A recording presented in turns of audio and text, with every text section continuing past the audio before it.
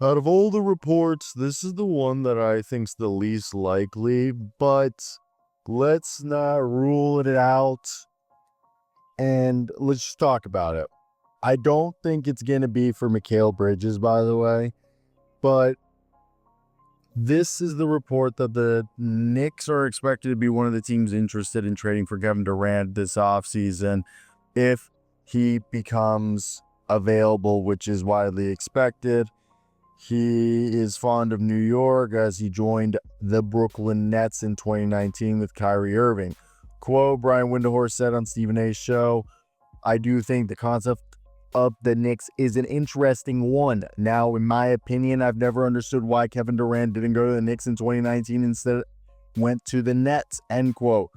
And they basically went on to say that whatever happens with the Knicks in the playoffs could dictate if the Knicks go after Kevin Durant. And obviously, this is going to be a hard move to do if it does happen because it would require salary cap gymnastics by the Knicks. But they have Mr. Brock Aller who's going to figure that one out. And Shams Charania reported this week that the Suns plan to work with Durant and Rich Kleiman, his agent, on a trade this offseason, suggesting that his side will have some level of influence on the process and his destination. Shams Charania reported that the Rockets, Timberwolves, Spurs, Heat, and Knicks were amongst those teams interested. And obviously, we'll talk about all of those, and I think in a separate video we'll touch on those. But yeah, let's just break this down from a trade standpoint. How would that deal go down?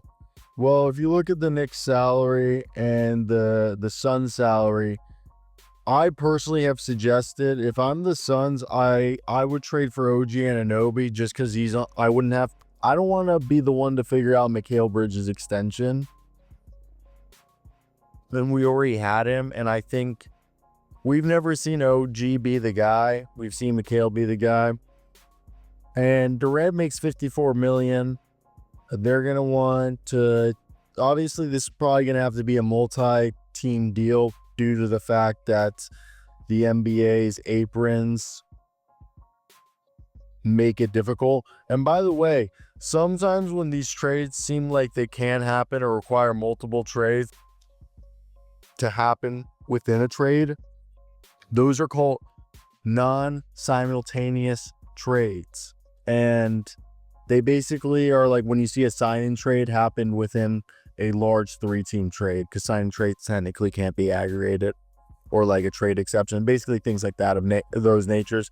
But OG makes $39 million next season, so that's the starting point. I've always said if you offer like Vazi Mizic and Kevin Durant to teams, that's like $64 million. Then you can bring back probably 2 contracts for 50 something million. And in this case, you would say OG Anunoby and maybe Mitchell Robinson.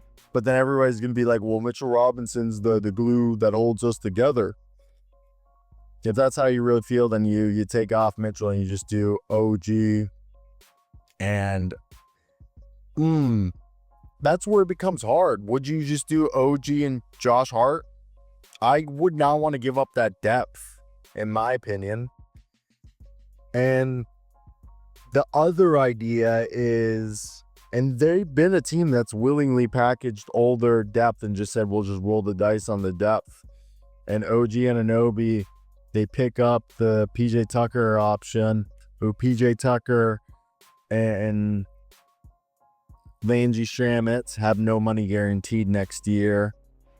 Well, Landry Shamet doesn't have a contract next year, my apology. But PJ Tucker has no money guaranteed, and they could do PJ Tucker 3.4 plus Pacome, which is 2.8. That's right there. Gets you to 6.2.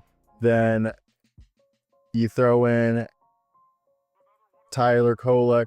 That gets you to like 8.5. And Ariel Huckporty, his knee looks messed up. gets you to like 10.5, and you package those 4 dudes with OG Anunoby, and that gets you to $50 million right there, and you trade that to Kevin Durant. That's not bad. You give them, I mean, they would cut PJ Tucker, but you give them 3 young guys who could be at least depth pieces, and you give them OG Anunoby, who pairs well with Devin Booker. It gives you a shooting guard and a small forward to work with. Bradley Beal's, you're stuck with him, so he's your 6th man. And then you have, what, Ryan Dunn or somebody, or Royce O'Neal as your power forward. Your center can be Nick Richards, Oso Iguodaro, Errol Hudporty, and maybe you bring back Mason Plumlee, or go out and get somebody else. Draft like Jean Beringer. All you got to figure out is point guard at that point. That's not terrible. Again, it's not great, but it's not terrible. And yeah, that's, I think, if you're a Knicks fan, I think the latter is better than the former, the packaging Josh Hart. I wouldn't give up Josh Hart, in my opinion. That's my big takeaway. But I think they only do this if they feel like they didn't have enough scoring, or if OG Anunoby disappears, or if somebody gets hurt. The idea of bringing Kevin Durant and like you trade OG is Durant's your 4, Towns your 5. Now they become freaking defensive liability, and that's why you want to keep Mitchell Robinson.